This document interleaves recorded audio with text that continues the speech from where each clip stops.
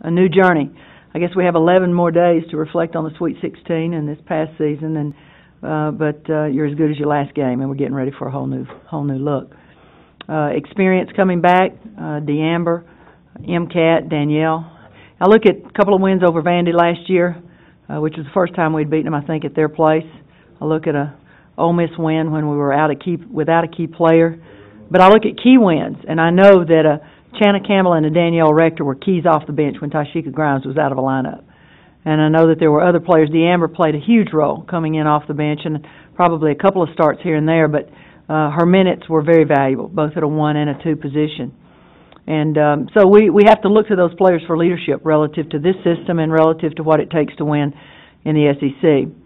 The good thing about all three of those young ladies, they're going to be coaches. And, you know, when you have a player that's going to be a coach on the floor, they usually play the play one play ahead. They understand the game. They have a passion for the game.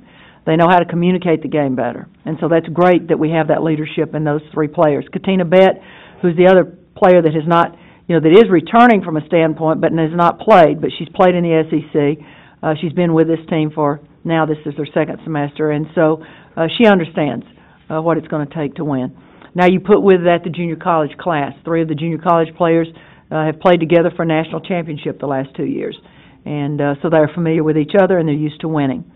The other 2, we feel like with Judy and with Darielle. As Darielle gets healthy, Judy gets the experience and all. And I sort of kid, and I think Coach G said this, and he said, Coach, you have Judith Tabela. When she plays like Judy, she's going to be a really good player. If she's playing like Judith, then she's going to have to get tougher. So we kid her about that.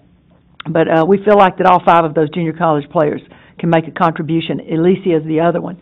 Right now, Portia and Brown, we call her Brown because I had several Ashleys, but Ashley Brown and Portia Porter, Alicia Dunn, those are the 3 kids who've played together. E and Brown will be the 4-5 type position. They could play together. They could be at a 4 and with one of the bigger kids inside. Portia's going to be in the lineup. If we're starting tomorrow, she's probably a 2, MCAT's at a 3. But those young ladies bring some good experience to us. In the freshman class, Katia won a state championship and was MVP of the tournament. You have Young, who has won a state championship, was on an all-tournament team. So there's good experience there. There is an expectation of winning. They're tough kids, and I feel like that they're going to work very hard. What are we trying to do right now is to continue to learn a system, find ways to get them tougher and more consistent, but every day is going to be a new process. And you may see different lineups. You may see one on the 7th as we have an exhibition game this next week. You may see another one in a few weeks and on down the road because they're going to grow. One thing that I think or I believe about this team is that there's a way that we can win with several different combinations. That means that there's some depth. Maybe not in total numbers of people, but just in variety of people and positions. And as we get these other kids eligible, healthy, Ashley Newsom's another factor that is a very good athlete that's coming in after her volleyball season. And of course, I would say right now we need to focus on who we have. So as we scrimmage yesterday, you have 4 players that are on scholarship that are rotating in, and 1, Candace Foster, who's a walk-on, who has won 2 state championships at Murrah. And so you put a bunch of winners together, they're going to find a way to get things done. And that's what we're trying to emphasize. I don't want excuses. This is a new journey. What is your legacy going to be? And what kind of team will we be as the season progresses? We want to be the most improved team in the league, and we want to be the hardest working, most consistent team. And then the wins and losses, they'll fall into place. Coach, I'm interested in how you coach this team differently compared to, you know, maybe last year's team or you know, teams you've had in the past. I know you coach, every team is different, so how are you coaching this team a little bit differently early on? I think you have to learn the team. You have a system. You tweak things, you add things, you adjust to what you feel that you know. Once you do individual workouts, you learn a little bit. But then when you get into 5-on-5 stuff and you see them really tested when the 20 hours get here, because there's a lot of phases to a season. And individual workouts, it's a heck of a lot different than when you get into the regular 20-hour week. But the more we learn, then hopefully the better coaches that we'll be.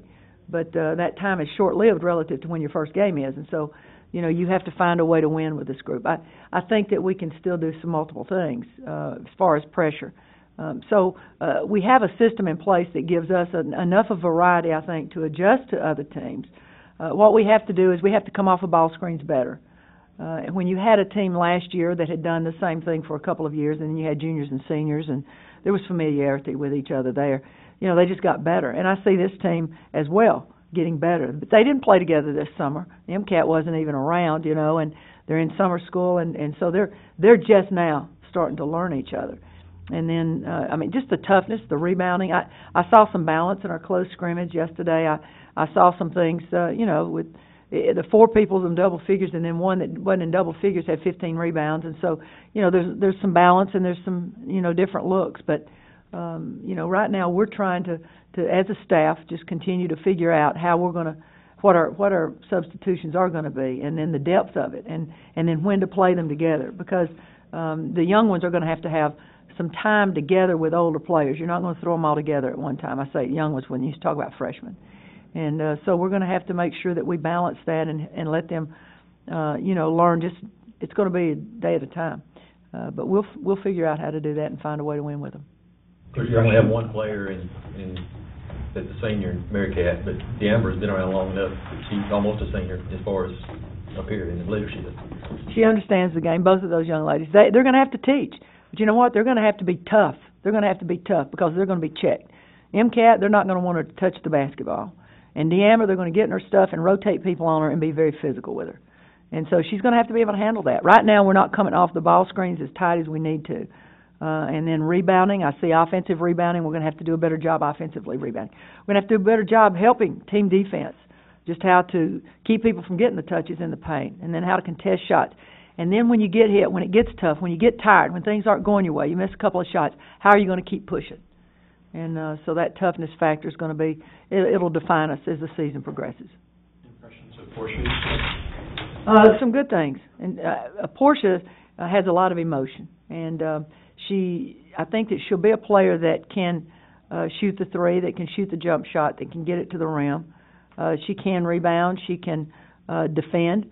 So, and I think in transition, I think she enjoys the game. She enjoys an up-paced, an up-tempo type game. And the main thing right now is getting all of our team and our new players just to play through mistakes, go on to the next thing. Don't let it affect you. If it's something, or when you get tired, when you hit the wall, how are you going to push to the next play? How are we going to get 3 stops? We did not do that like we have to. We have to be able as a group to say, we will get a stop this time. We have just started practicing some time and score things, so they're not really familiar with that yet. But they're learning quickly. And Portia will be a big part of our success. The other thing is that once she learns her position in the starting rotation, then how can we also work with her at a 1-2 a little bit? Because I think that we're going to need her both positions. She scored in double figures yesterday? She did, and I don't know that we, Jay, I'm not sure that we really, we don't do stats and we don't comment on that. Probably, so we don't comment on it. But she held her own. Power ratings is what I'm concerned. When the game is over, you add up the points, the rebounds, the assists, the block shots, the steals, and the charges. And then you subtract missed shots, missed free throws, fouls, turnovers. And then you come up with a power rating. So you don't, if somebody's scoring points but they're not doing the other things, getting the field goal percentage and the other things, then to me it's a little out of skew. So hopefully, she'll continue to have a good power rating and be positive relative to all the things that she's doing on the floor. I talked to maybe 4, SEC coaches at Media Day last week and about MCAT, and they said, yeah, she's the one that shoots really well. We can't let her do that this year. Have you seen her adapt her game? Because she said, yeah, that's fine. She told us today, yeah, that's fine, but I'd like to do more off the dribble. I'd like to be able to do a couple more things that people don't think I can do. Have you seen her adapt her game this year? I don't think that she's been challenged thus far. Now, our scout team is challenging us really, really, hard right now. I think that's going to make us better as we go along because of the quickness and the size and, just their mobility. But she's going to be denied a lot. And we're trying to do some things, obviously gets her touches, but she's going to have, when somebody's really holding, she's going to have to be able to read flares and curls and be able to use multiple screens. And then when she does get the ball, be able to penetrate and get by people going left and right because they're going to be in her stuff. And I think that we'll have to see as the year progresses how she's going to handle that. And the same thing with Deamber; they're just going to be all over her. So I know that that's her mindset. I know that that's her expectation. I know that she understands that she's going to have to do those things for this to be a good basketball team. It seems like last year or this year you have the potential to be similar to last year. Last year you had Alexis, Armelli, and Amber, who kind of were point guards at times. This year's team with May, Deamber, and Darielle when she gets back, and then Portia as well. How comfortable do you feel? Well, Darielle maybe not at this point, but that you have that much depth and versatility at the point that kind of trickles down to the other positions. You know, we'll see as time goes on. Melly was so long up top, and she made things happen, especially out of that Vegas, the matchup. I mean, she just made some things happen, and then she could come off of screens and get around people. Right now with Katia, she's smaller, coming off of screens and getting trapped. Something she's going to have to gain a lot of confidence and understanding with, and just offensive sets. DeAmber's going to have to use them more because she's going to get trapped a lot. You have to want to be able to keep the ball and be able to pull back too and continue to go around people and not just give it up every time somebody looks like they're going to trap you. It's a different group because I think that DeAmber's going to have to really play a lot of minutes at the one. And Portia, she may adjust to that one spot some, and Britt, as she gets better, play some three, and put Portia at a one with MCAT there, or even DeAmber at a perimeter. But, those combinations are in time ahead of us. They're not right now on what we need to have initial looks of. But, hopefully we'll find a way, even though, we lost a little bit of size from Melly's standpoint, to make this guard combination work and be very effective. Home schedule's good this year. You're bringing a Utah team, and of course we've watched La Tech before, but they're always. La Tech was an NCAA team. Utah's been through the years, and I think that there's a real challenge. You have a home game, and it's a doubleheader with our men, and then you're going to head to Tulane, an NCAA team. You go down to South Alabama. You come back home for a game, and then you have La Tech coming in, and Utah. Then. Our tournament after Christmas gives us an opportunity to travel before we get into our league and have 2 games back-to-back and, have to play in a situation where it's, unfamiliar people that you adjust to on the road. But anyways, I think it's a balance. Xavier, of course, we're playing Southern Miss and Xavier the same week. That's a tough road trip because you head out of here, you've just played Utah, and now you're going to travel to Southern, stay on the road and play at Xavier, who was almost a Final Four team, really, with some good experience coming back. And, so hopefully it prepares us. Every game is important. We know that. You guys know how important every single game is relative to where you want to be in postseason play. So hopefully we find a way to get it done and step up to the challenges that we'll have. Anything else? Thank you. Thank you for being here. Appreciate you guys. Y'all, listen, really push if you can. Find some features. I've talked to a couple of you about this. But just something that makes people more familiar with the women's game. Find some features, and I think that there's some good stuff that could be there. The other thing is we have these double headers, really pushing where you can come in. If you have a ticket to the women's game, you get into the men's game, vice versa, so that they get here early because we have 2 of those opportunities.